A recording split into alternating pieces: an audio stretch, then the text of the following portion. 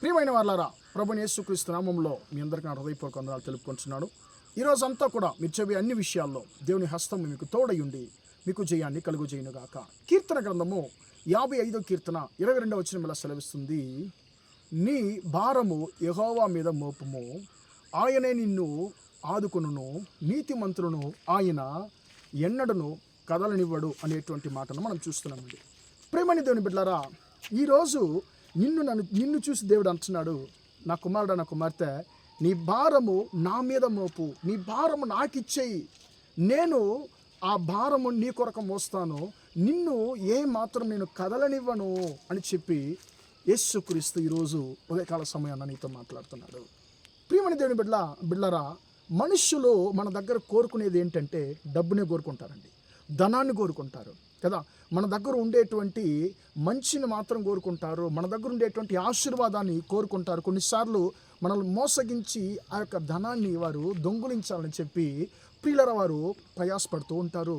కానీ ప్రియులరా, ఈరోజు మనుషులు మన దగ్గర కోరుకునేది వేరు, దేవుడు యేసుక్రీస్తు మన దగ్గర కోరుకునేది వేరండి.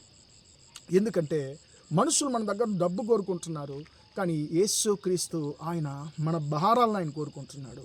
నా కుమారుడు నా కుమార్తె, నిన్ను బాధ పెడుతున్నటువంటి, నిన్ను చాలా నీ యొక్క మనస్సును విరగొడుతున్నటువంటి, నీ సమాధానాన్ని పాడు చేస్తున్నటువంటి ప్రతి ఒక్క భారాన్ని, బరువును నా మీద మోపు, నేను నీ కొరకు వాటిని నేను మోస్తాను, నిన్ను ఏం మాత్రం నేను కదలనివ్వనని చెప్పి యేసయ్య అంటున్నాడు.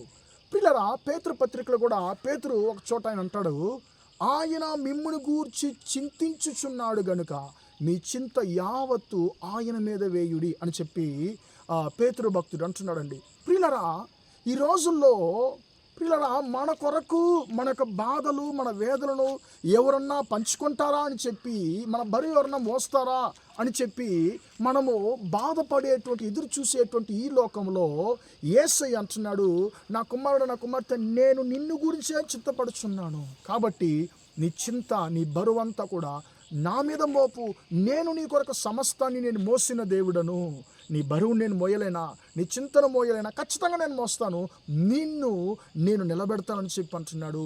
నా కుమారుడా, దేవుని యొక్క కుమారుడా కుమార్తె, ఆయన అంటున్నాడు, భారం మోసి నువ్వు భారం మొయ్యలేకపోతున్నావా, నా జీవితంలో ఇంకా నేను ఎన్ని రోజుల యొక్క భారాలు మోసేదించి బాధతో నువ్వు ఉంటున్నావేమో, యేసయ్య అంటున్నాడు, నా కుమారుడు నా కుమార్తె, బాధపడద్దు, నీ యొక్క భారాన్ని నా దగ్గర ఇచ్చేయి, నేను నీ కొరకు సమస్తాన్ని చేసి ముగించే దేవుడును, నిన్ను నీ కుటుంబాన్ని నిలబెడతానని చెప్పి యేసయ్య అంటున్నాడు. ప్రార్థన చేద్దామా? ప్రేమగల మా తండ్రి, దయగల దేవ, ఇంతవరకు తండ్రి యొక్క మాటలు విన్న మీ బిడ్డలు మీరు దీవించండి, ఆశీర్వదించండి తండ్రి. స్తోత్రం యేసయ్య. మీ యొక్క చింతను యెహోవా మీద మోపుడి, దేవుని మీద మోపుడి, ఆయనే నిన్ను ఆదుకొనును, నీతిమంతుడు ఆయన ఎన్నడూ కదలనివ్వడని చెప్పి తండ్రి, నీ యొక్క వాక్యాన్ని మేము విన్న ప్రకారము మా యొక్క చింతలు, మా యొక్క భారము తండ్రి స్తోత్రం యేసయ్య, నీ యొక్క తండ్రి స్తోత్రం సన్నిధిలో నీ యొక్క పాదముల యొద్ద తండ్రి మేము మోపుతున్నాము. సమస్తాన్ని మా కొరకు చేసేటువంటి దేవుడు, మీ బిడ్డల తండ్రి ఎలాంటి భారాలతో ఎలాంటి కష్టాలతో తండ్రి బాధపడుతున్నారో తండ్రి, వారి భారానంతా కూడా మీరు తొలగించమని ప్రార్థిస్తున్నాను. ఈరోజంతా కూడా తండ్రి మీ బిడ్డలు చేసే అన్ని విషయాల్లో మీ హస్తం తోడుని వారికి జయాన్ని కలుగజేయమని యేసు నామములో ప్రార్థించి అడిగి వేడుకొంటున్నాను తండ్రి. ఆమేన్, ఆమేన్. ప్రియులారా, దేవుడు మిమ్మల్ని దీవించి ఆశీర్వదించును గాక. Praise the lord.